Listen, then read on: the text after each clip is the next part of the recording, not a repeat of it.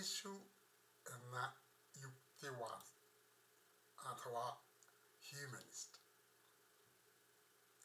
യേശു ജനിച്ചു വളർന്ന യഹൂദ സമുദായം അന്നത്തെ എല്ലാ സമുദായങ്ങളെ പോലെയും ദൈവവിശ്വാസത്തിൽ അടിസ്ഥാനപ്പെടുത്തിയുള്ളതായിരുന്നു. പാലസ്തീന ഭരിച്ചിരുന്ന റോമാക്കാരും അവർക്കെതിരെ പോരാടിയിരുന്ന യഹൂദരും ദൈവവിശ്വാസികളായിരുന്നു. ഇങ്ങനെ ശത്രുവും മിത്രവും ദൈവവിശ്വാസികളായിരിക്കുന്ന ഒരു സമൂഹത്തിൽ ഏതൊരു സാമൂഹ്യ പരിഷ്കർത്താവും മതത്തിൻ്റെ ഭാഷയിൽ തന്നെ ആയിരിക്കും സംസാരിക്കുക, അല്ലെങ്കിൽ അവർക്ക് സ്വീകാര്യത ലഭിക്കില്ല.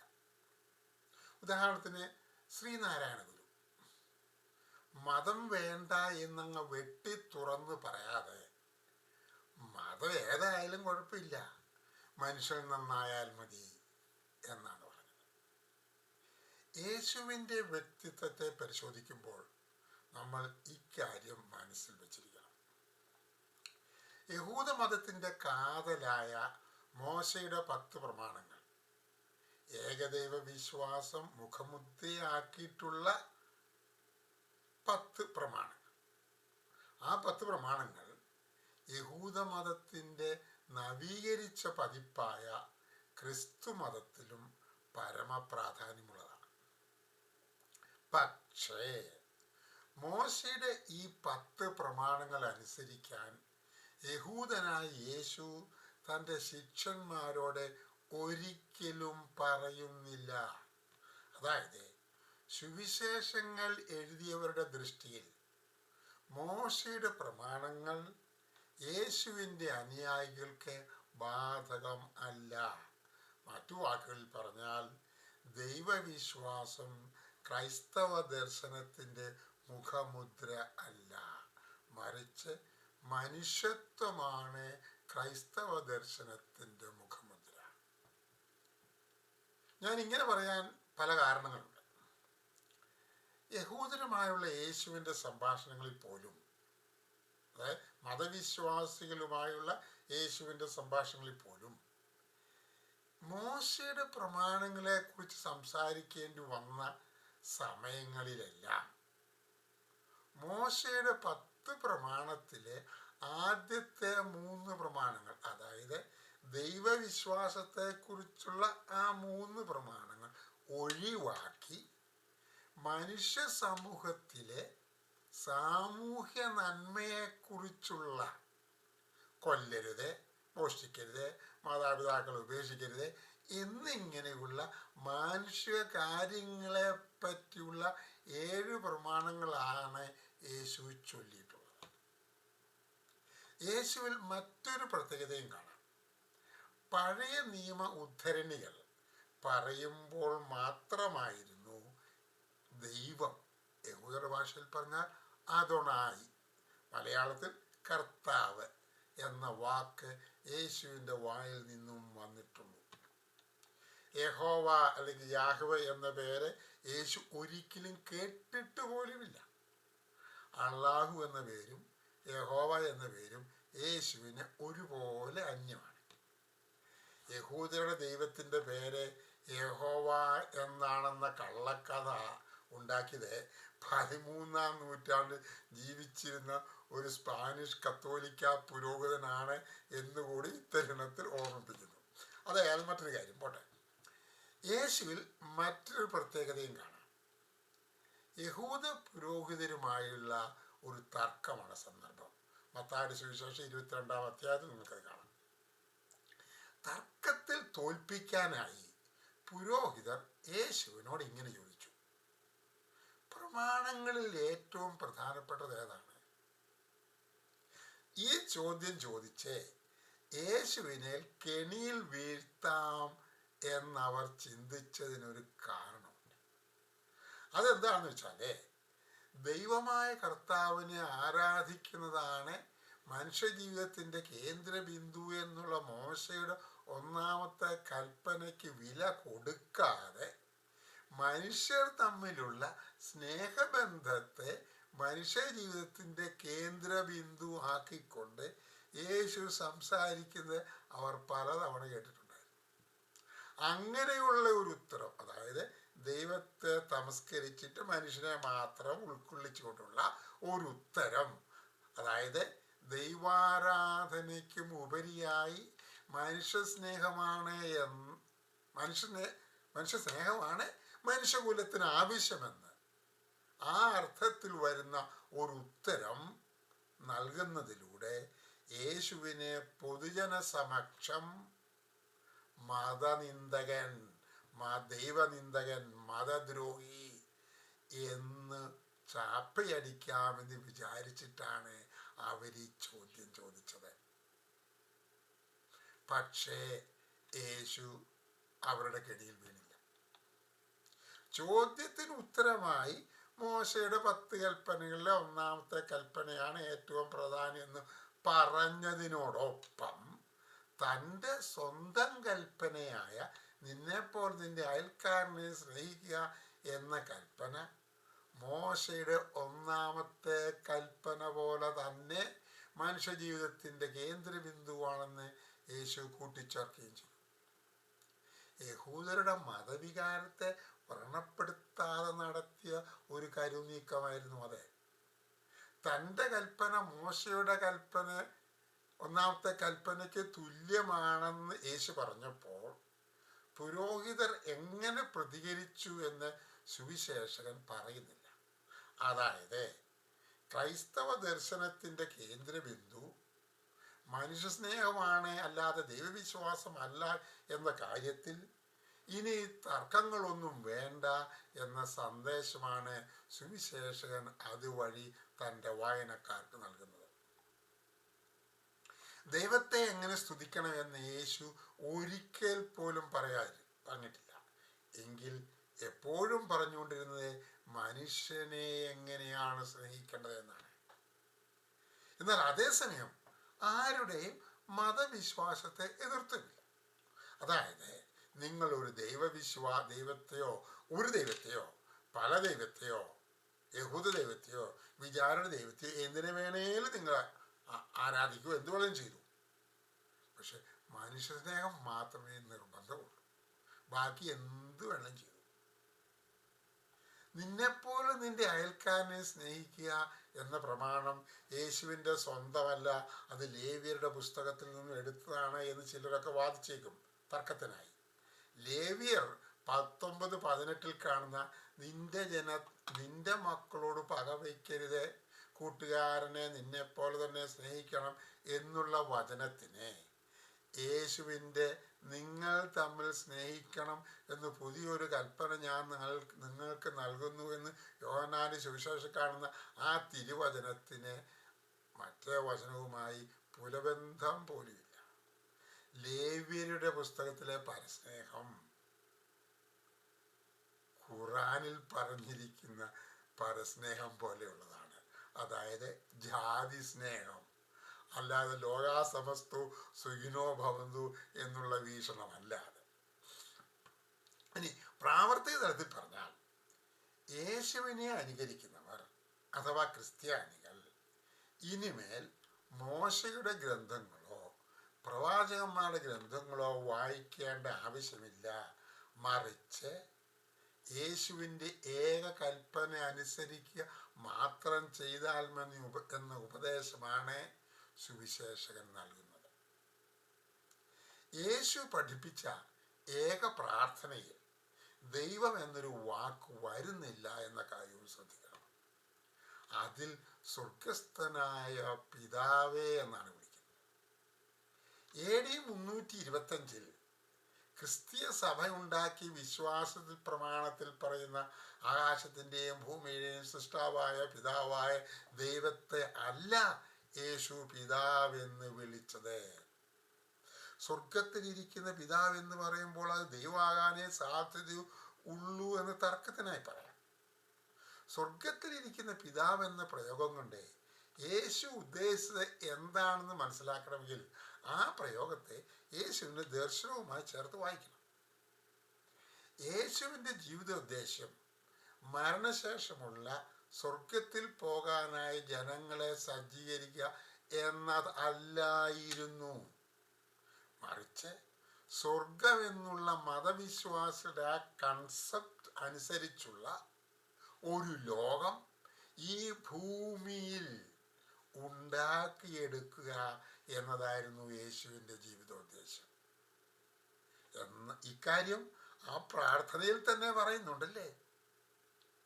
ഭൂമിയിൽ സ്വർഗരാജ്യം ഉണ്ടാകണമെങ്കിൽ മനുഷ്യജാതി മൊത്തം ഒരപ്പൻ്റെ മക്കൾ എന്ന രീതിയിൽ ജീവിക്കണം എന്ന അർത്ഥം നൽകാൻ വേണ്ടിയാണ് ഞങ്ങളുടെ പിതാവേ എന്ന് മതത്തിൻ്റെ ഭാഷയിൽ, അതായത് സ്വർഗസ്ഥനായ ഞങ്ങളുടെ പിതാവേ എന്ന് പറഞ്ഞത്.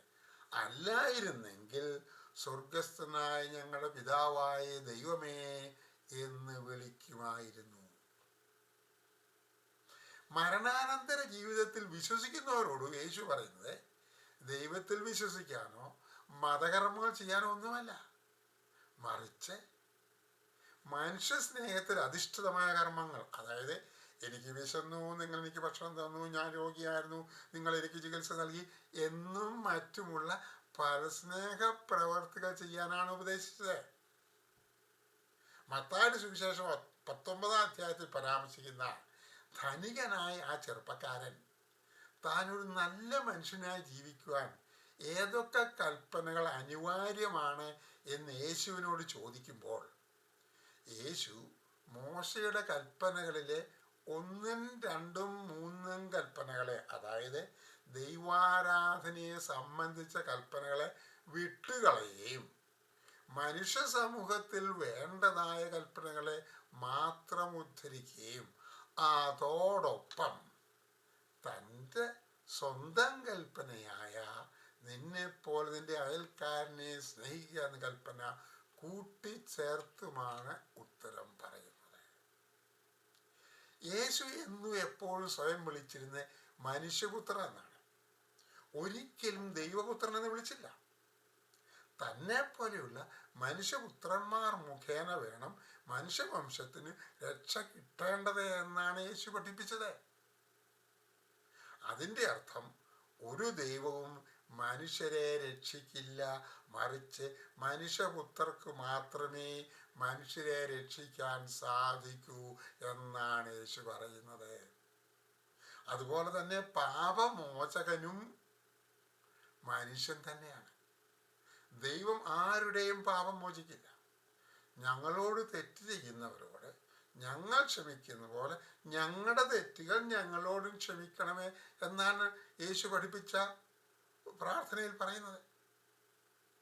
അതായത് സമൂഹത്തിലെ എല്ലാവരും അന്യോന്യം തെറ്റുകൾ ക്ഷമിച്ച് കലഹങ്ങളില്ലാതെയുള്ള ഒരു ദൈവരാജ്യം ഉണ്ടാകണമെന്നാണ് യേശു ഇതിൽ കൂടി പഠിപ്പിച്ചത്. മനുഷ്യർ മനുഷ്യരുടെ പാപങ്ങൾ ക്ഷമിക്കുന്നു. അങ്ങനെ ക്ഷമിക്കുന്നതിൽ കൂടി രക്ഷ വരുന്നു. അല്ലാതെ ഒരു ദൈവവും ഒരാളുടെയും തെറ്റുകൾ ക്ഷമിക്കുന്നില്ല. മാമോദിസ മുങ്ങിയാലോ, ഗംഗയിൽ മുങ്ങിയാലോ, മെക്കയിൽ പോയി ഹജ്ജ് നടത്തിയാലോ, കുമ്പസാരിച്ചാലോ, ഇന്നത്തെ രീതിയിലുള്ള കുമ്പസാരിച്ചാലോ ഒന്നും പാപം മോചിക്കപ്പെടില്ല. മനുഷ്യനെ രക്ഷിക്കുന്നതും മനുഷ്യനെ ശിക്ഷിക്കുന്നതും മനുഷ്യൻ തന്നെ എന്ന് സാരം. ഉദാഹരണത്തിന് ആദിമ ക്രിസ്ത്യൻ സഭയിലെ പരസ്യ കുമ്പസാരം എന്താണ് ഞാൻ പിന്നീട് വേറെ വീഡിയോ കൂടി പറയാം. അത് ചെയ്യുന്നത് അതാണ് മനുഷ്യൻ്റെ പാപങ്ങൾ ക്ഷമിക്കുന്നത്. യേശുവിനെ ഒരു മത നവീകരണക്കാരൻ ആയിട്ട് കണ്ടിരുന്ന യൂദാസ് ധനമോഹം കൊണ്ടല്ല യേശുവിനെ റോമാക്കാർക്ക് ഏൽപ്പിച്ചു കൊടുത്തത്. തൻ്റെ പരസ്യ ജീവിതത്തിലെ പ്രാരംഭഘട്ടങ്ങളിൽ യഹൂദ മതത്തിലെ കാലഹരണപ്പെട്ട ആചാരങ്ങൾക്കും അനുഷ്ഠാനങ്ങൾക്കും എതിരെ ആയിരുന്നു യേശു സംസാരിച്ചത്. അതായത് മതനവീകരണമായിരുന്നു യേശുവിൻ്റെ ലക്ഷ്യം എന്നായിരുന്നു യൂദാസൻ ചിന്തിച്ചിരുന്നത്. നവീകരിച്ച ഒരു യഹൂദ മതം സ്വപ്നം കണ്ടുകൊണ്ടായിരുന്നു യൂദാസ് യേശുവിൻ്റെ ശിഷ്യനായത്. പക്ഷേ അധികം താമസിയാതെ യേശുവിൻ്റെ ഉദ്ദേശശുദ്ധിയായ യൂദാസിൻ്റെ ഉദ്ദേശശുദ്ധിയെ യേശുവും സംശയിക്കാൻ തുടങ്ങിയെന്ന് യോഹന്നാന്റെ സുവിശേഷം 12-13 അധ്യായങ്ങളിൽ നിന്ന് നമുക്ക് മനസ്സിലാക്കാം. അന്ത്യത്താഴ സമയത്ത് ഞാൻ നിങ്ങൾക്ക് ഒരേ ഒരു കൽപ്പന നൽകുന്നു എന്ന് പറഞ്ഞുകൊണ്ട് യേശു മോശയുടെ 10 കൽപ്പനകളെ അസാധുവായി പ്രഖ്യാപിക്കുകയാണ് ചെയ്തത്. അങ്ങനെ മോശയെ തള്ളിപ്പറഞ്ഞ് പകരം സ്വന്തം കൽപ്പനയെ ആ സ്ഥാനത്ത് പ്രതിഷ്ഠിച്ചപ്പോൾ യൂദാസിന്റെ സംശയം സാധൂകരിക്കപ്പെട്ടു. അതായത് യേശു യഹൂദമതത്തിൻ്റെ ദൈവവിശ്വാസത്തിൻ്റെ അന്തകനാവൂ എന്ന ഭയമാണ് യേശുവിനെ ഒറ്റിക്കൊടുക്കാൻ യൂദാസിനെ പ്രേരിപ്പിച്ചത്. മറ്റു വാക്കിൽ പറഞ്ഞാൽ യേശു ഒരു ദൈവവിശ്വാസിയല്ല, മറിച്ച് ഒരു ഹ്യൂമനിസ്റ്റ്, മനുഷ്യത്വവാദി. കേരളത്തിൽ അവർ യുക്തിവാദികൾ എന്നാണ് അറിയപ്പെടുന്നത്. യേശു ഒരു ഹ്യൂമനിസ്റ്റ് ആണെന്ന കാര്യം ആദ്യമേ തിരിച്ചറിഞ്ഞത് യൂദാസ് ആയിരുന്നു. യേശു മതനിയമങ്ങൾ അനുസരിച്ച് ജീവിച്ചിരുന്ന ഒരു വ്യക്തിയായിരുന്നെങ്കിൽ പുരോഹിത വർഗം യേശുവിനെതിരെ തിരികെയില്ലായിരുന്നു. പുരോഹിത വർഗം യേശുവിനെ ഒരു ദൈവനിന്ദകനായിട്ടായിരുന്നു കണ്ടിരുന്നത് എന്നുള്ള സുവിശേഷങ്ങളിലൂടെ നമുക്ക് കാണാം. അതായത് യേശുവിൻ്റെ സമകാലീനകർക്ക് അറിയാമായിരുന്നു യേശു ഒരു ഹ്യൂമനിസ്റ്റ് ആയിരുന്നു എന്ന കാര്യം. യേശുവിൻ്റെ ഹൃദയ വിശാലത കാരണം അദ്ദേഹം ആരുടെയും മതവികാരങ്ങളെ വ്രണപ്പെടുത്താൻ ഇക്കാലത്തുള്ള യുക്തിവാദികളിൽ പലരും ചെയ്യുന്ന പോലെ ദൈവങ്ങളെ ആക്ഷേപിച്ചുകൊണ്ട് ആരുടെയും മതവികാരങ്ങളെ വ്രണപ്പെടുത്തുവാൻ അദ്ദേഹം ആഗ്രഹിച്ചില്ല. അതിൻ്റെ അർത്ഥം അദ്ദേഹം ഒരു ദൈവവിശ്വാസി ആയിരുന്നു എന്നല്ല, മറിച്ച് മനുഷ്യത്വമുള്ള ഒരു യഥാർത്ഥ ഹ്യൂമനിസ്റ്റ് ആയിരുന്നു എന്ന് മാത്രം. മോശയുടെ അനുയായി അഥവാ യഹൂദ മതവിശ്വാസി ആയിരിക്കണമെങ്കിൽ മോശ പറഞ്ഞ ഏകദൈവത്തിൽ വിശ്വാസം ഉള്ളവരായിരിക്കണം. എന്നാൽ യേശുവിൻ്റെ അനുയായി അഥവാ ക്രിസ്ത്യാനി ആയിരിക്കണമെങ്കിൽ യേശുവിൻ്റെ പ്രമാണത്തിൽ മാത്രം, അതായത് ദൈവം എന്ന സങ്കല്പം ഇല്ലാതെ തന്നെ വേണമെങ്കിൽ വരാം. മറ്റു വാക്കിൽ പറഞ്ഞാൽ മനുഷ്യസ്നേഹമുള്ളവർ ആയാൽ മാത്രം മതി. ക്രിസ്ത്യാനി ദൈവവിശ്വാസിയോ നിരീശ്വരനോ ഏകദൈവ വിശ്വാസിയോ ബഹുദൈവ വിശ്വാസിയോ എന്തുമാകാം. ഒഴിച്ചുകൂടാൻ പാടില്ലാത്തത് ഒന്നു മാത്രം, പരസ്നേഹം. ഈ പരസ്നേഹത്തെക്കുറിച്ച് പറയുമ്പോൾ പല കാര്യങ്ങൾ ശ്രദ്ധിച്ചോണേ. മതതീവ്രവാദികളെയും കഞ്ചാവ് കച്ചവടക്കാരെയും സന്തോഷിപ്പിക്കുന്നത് പരസ്നേഹത്തിൻ്റെ ലക്ഷണമല്ല, മറിച്ച് വിദ്വേഷത്തിൻ്റെ ലക്ഷണമാണ്. പരസ്നേഹമുള്ളവർ മതഭീകരവാദികളെ മറ്റെല്ലാ ഭീകരവാദികളെ പോലെ തന്നെ ഉന്മൂലനം ചെയ്യും. വിനാശായക ദുഷ്കൃതം പരസ്നേഹിയുടെ കടമയാണ് എന്നുകൂടി ഈ സമയത്ത് പറയുന്നത്. ചുരുക്കത്തിൽ ക്രൈസ്തവ ദർശനം ദൈവവിശ്വാസത്തിൽ അധിഷ്ഠിതം അല്ല, മറിച്ച് മനുഷ്യ സ്നേഹത്തിൽ മാത്രം അധിഷ്ഠിതമാണ്. ക്രൈസ്തവ ദർശനത്തിൽ ദൈവം സ്നേഹമാണ്, മനുഷ്യർ തമ്മിലുള്ള സ്നേഹം. ഇത്രയും പറയുമ്പോൾ സാധാരണ വിശ്വാസം ഇങ്ങനെയായിരിക്കും. അല്ല, ഒരു കാര്യം ചോദിക്കട്ടെ, ക്രിസ്തുമതം ക്രിസ്തുവിൻ്റെ ആണല്ലോ. ദൈവചിന്തയില്ലാത്ത എന്ത് മതമാണ് ഉള്ളത്? അപ്പോൾ താൻ ഈ പറയുന്നതിന് വല്ല വിലയുണ്ടോ? ശരിയായ ചോദ്യമാണ്. ഈ ചോദ്യം ഉണ്ടായത് ഒരു ചെറിയ തെറ്റിദ്ധാരണ കൊണ്ടാണ്. തെറ്റിദ്ധാരണ എന്താണെന്ന് വെച്ചാൽ ക്രിസ്തു മതം സ്ഥാപിച്ചത് യേശുവല്ല. ക്രൈസ്തവ ദർശനത്തെ ഒരു മതമാക്കി മാറ്റിയത്, അതായത് ക്രിസ്തു മതം സ്ഥാപിച്ചത് പൗലോസ്ലിയായാണ്. ഇക്കാര്യം ബൈബിൾ പണ്ഡിതർക്കൊക്കെ അറിയാം. പക്ഷേ അവരാരും ഒരു വിശ്വാസിയോടും ഈ രഹസ്യം പറയില്ല. That's all for today. Thank you.